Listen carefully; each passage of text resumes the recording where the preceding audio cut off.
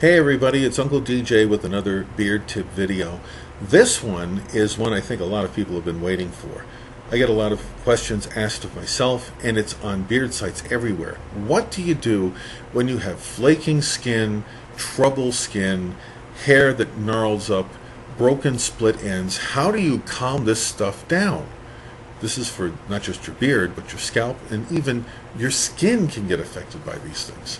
Well, 6 tips I've got for you, recently retested, and they're working brilliantly. So let me share them with you post haste, like right now. Number 1, look at your water. Yes, I know, it's clear. Now, I mean by look at your water is test it. Find out what kind of water you have. You either are going to have soft water, water that is relatively pure, maybe driven from a spring, or a good source that doesn't have a lot of pollutants or any kind of minerals that tend to weigh water down, or you have hard water, which is typically what I run into where I live. Hard water usually has been treated chemically with things like chlorine, or it may have fluoride in there for your teeth, or it may have some other form of alternate stuff in there to make the water drinkable and usable. Unfortunately, it tends not to do both, and it really does more damage than we know on skin, scalp, and hair. So, there's something you should consider first and foremost if you have that problem, and that is water filtration.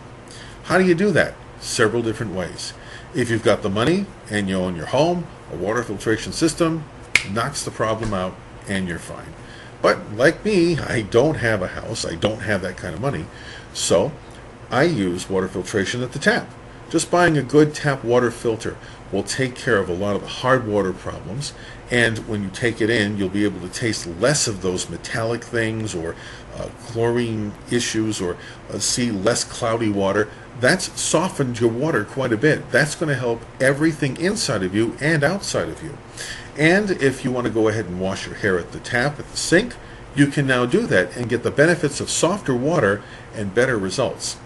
If you can't, I'm one of those that just cannot bend over at a sink, not by my size, and definitely not for my back. So you can use a pitcher when you shower, and just go ahead and keep that pitcher handy, that when you rinse your hair and your scalp, you just pour it right over yourself, and you'll be able to let that water do the rinsing for you. If you can acclimate yourself to that, great. That's a nice tip. Again, it doesn't work for me. So let's get on to other things that actually do work. Sponge bath more, shower much less. This is a hard one because I always love my morning showers. 15 minutes of steam, get myself all lathered up, relax muscles, all that stuff. You know something? It was doing great damage to my hair and my scalp and my skin. Hair was falling out more. The beard was dry no matter, it seemed like what I did, it was a problem. And I cut back. I had to because of water issues where I lived. Septic system issues came up, and we had a very wet spring and early summer. So I used less water and got a big benefit out of it by just using sponge baths. Even with hard water, if you sponge bath every day, far less water hits your skin and your scalp and your face. You can deal with it. Your body can deal with much less than being bombarded by that stuff every day. So you just use a regular sponge or a cloth, take care of your business, and then use whatever product you do and get on your way. You're going to notice a difference there. When you do shower, here's what I suggest. Keep the water cooler than hotter. No more than 15 minutes in the shower max for that once a week good rinse off. And while you're doing that, some other tips. Here we go.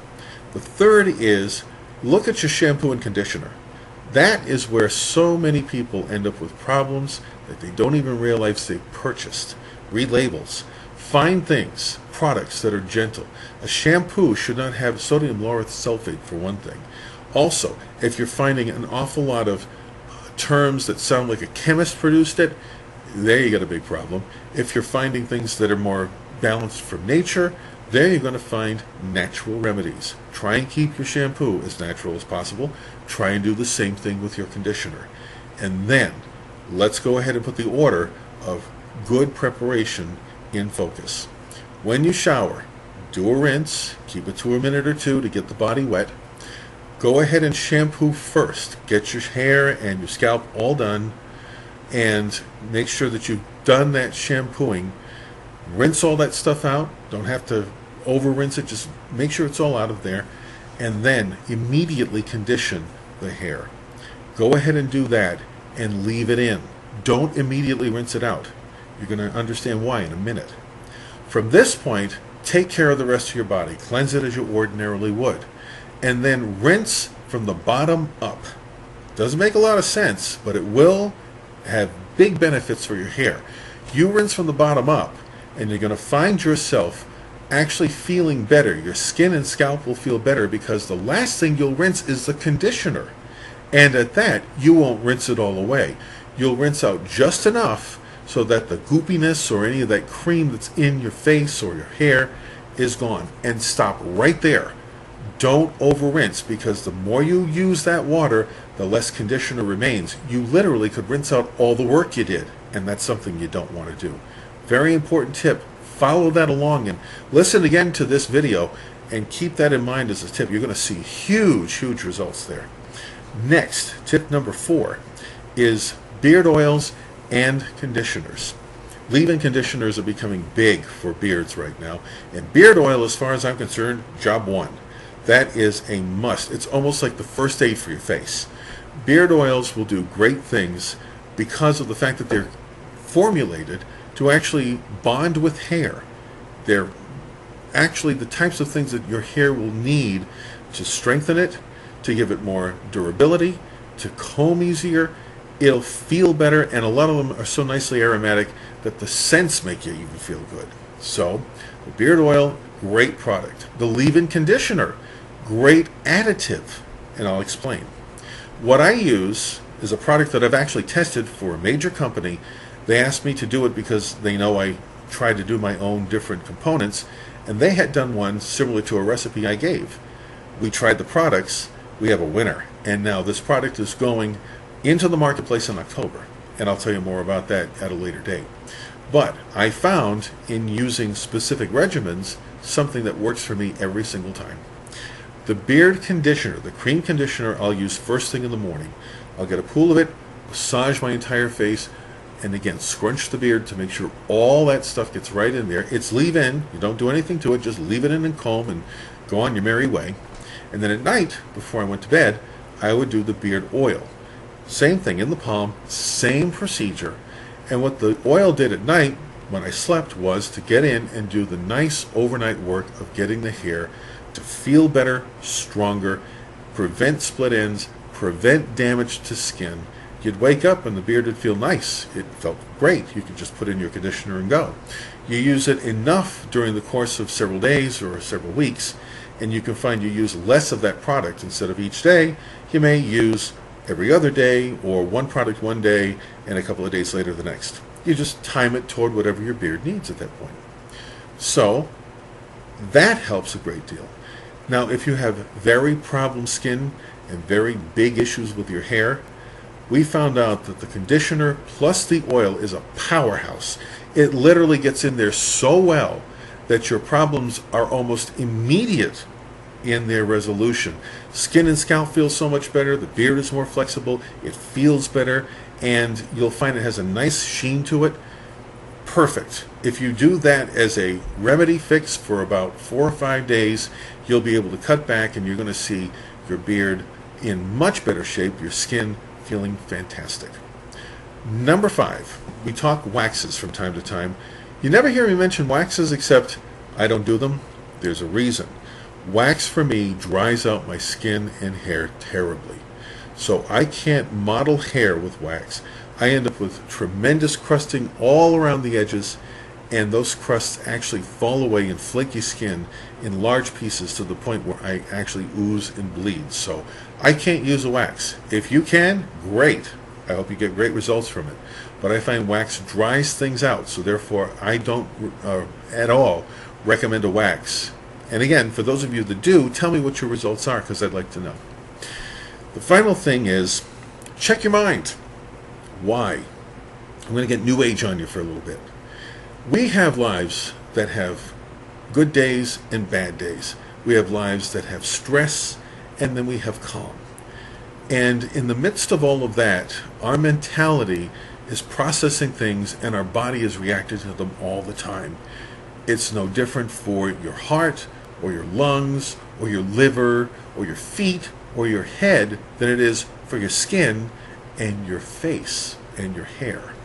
All of it gets affected by good and bad stimuli. So let's talk mind check. First, during the day, take a little time to write down the good things going on in your life versus the bad or the stressful things going on. Compare notes. If you're finding that good things are the longer of your list, then you're in a good place. If you're finding stress is really, really coming down on that list hard and strong, then you have something you need to fix. And there are remedies I'll give you right here and now. First and foremost, go ahead and have your meal, your best meal at dinner time. Don't do it at breakfast. Don't do it at lunch. Most of us are way too busy to enjoy those meals and typically don't. We wolf them down and then we move on with our day. So the meal you want is the end meal of the day to be full and satisfying and flavorful. This will help put you more at ease. You will feel satisfaction. You will have a sense of rest. Let aromatic things surround you. If you cook with things with spices and aromas that are pleasant, that make you want to eat the food. And then complement it with things like desserts that smell great, like a nice baked apple pie out of the oven. Terrific scent. Also, spiced coffees and spiced teas work really well. A nice aromatic beer will make you feel so satisfied after a good meal, you'll feel like you just ended up in this nirvana. Also, you can try doing some other tips.